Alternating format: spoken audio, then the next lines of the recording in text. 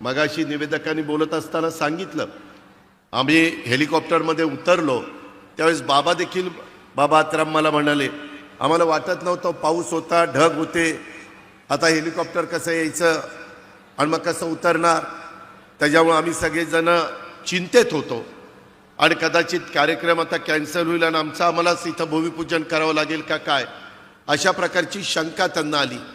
येताना हेलिकॉप्टरमधनं सुरुवातीला नागपूरला बरं वाटलं, परंतु नंतर जे ढगात हेलिकॉप्टर शिरलं, इकडं बघतोय ढग, तिकडं बघतोय ढग, आणि आमचे देवेंद्र फडणवीस निवांत गप्पा मारत बसले. म्हणलं बघा जरा बाहेर काही दिसत नाही, कुठं झाड दिसेना, कुठं काही दिसेना, जमीन दिसेना, आपण ढगात चाललोय, कुठं चाललोय, काय चाललोय. म्हणले काही काळजी करू नका. माझे आत्तापर्यंत 6 ॲक्सिडेंट झालेले आहेत आणि मी ज्यावेळेस हेलिकॉप्टरमध्ये विमानात असतो त्यावेळेस ॲक्सिडेंट झाला तरी मला काही होत नाही, त्याच्यावर तुम्हालाही काही होणार नाही.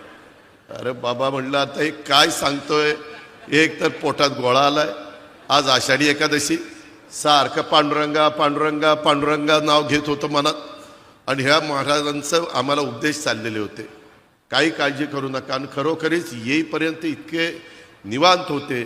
ते म्हणले मला ह्याचा अनुभव आहे, माझे अनेक ॲक्सिडेंट झालेले आहेत, परंतु माझ्या कुठं नखाला देखील धक्का लागला नाही. अशा पद्धतीनं बापदादाच्या पुण्याईमुळं इथपर्यंत महाराज पोचलेले आहेत. त्यांची पुण्याई निश्चितपणे उपयोगी पडलेली आहे. परंतु मित्रांनो, एकंदरीत खरोखरीच जरा सगळेजण धाकधूकच करत होते. माझ्या उजव्या बाजूला उदय सामंत भेटलेले होते. मला म्हणले दादा जमीन दिसायला लागली खाली खाली. मग म्हणलं बरं बाबा, बरं झालं जमीन दिसायला लागली. मित्रांनो, गमतीचा भाग जाऊ द्या, परंतु एकंदरीतच सगळ्यांनीच काळजी घ्यायची असते. मगाशी निवेदकांनी बोलत असताना सांगितलं, आम्ही हेलिकॉप्टरमध्ये उतरलो त्यावेळेस बाबा आत्राम मला म्हणाले, आम्हाला वाटत नव्हतं, पाऊस होता, ढग होते, आता हेलिकॉप्टर कसं यायचं आणि मग कसं उतरणार, त्याच्यामुळे आम्ही सगळेजण चिंतेत होतो आणि कदाचित कार्यक्रम आता कॅन्सल होईल आणि आम्हालाच इथं भूमिपूजन करावं लागेल का काय, अशा प्रकारची शंका त्यांना आली. येताना हेलिकॉप्टरमधनं सुरुवातीला नागपूरला बरं वाटलं, परंतु नंतर जे ढगात हेलिकॉप्टर शिरलं, इकडं बघतोय ढग, तिकडं बघतोय ढग, आणि आमचे देवेंद्र फडणवीस निवांत गप्पा मारत बसले.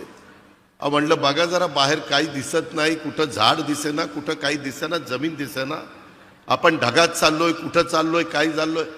म्हणले काही काळजी करू नका.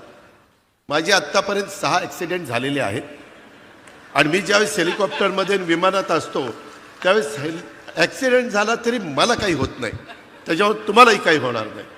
अरे बाबा म्हणलं आता हे काय सांगतोय, एक तर पोटात गोळा आलाय, आज आषाढी एकादशी, सारखं पांडुरंगा पांडुरंगा पांडुरंगा नाव घेत होतं मनात, आणि ह्या महाराजांचं आम्हाला उपदेश चाललेले होते, काही काळजी करू नका. आणि खरोखरीच येईपर्यंत इतके निवांत होते. ते म्हणले मला ह्याचा अनुभव आहे, माझे अनेक ॲक्सिडेंट झालेले आहेत, परंतु माझ्या कुठं नखाला देखील धक्का लागला नाही. अशा पद्धतीनं बापदादाच्या पुण्याईमुळं इथपर्यंत महाराज पोचलेले आहेत.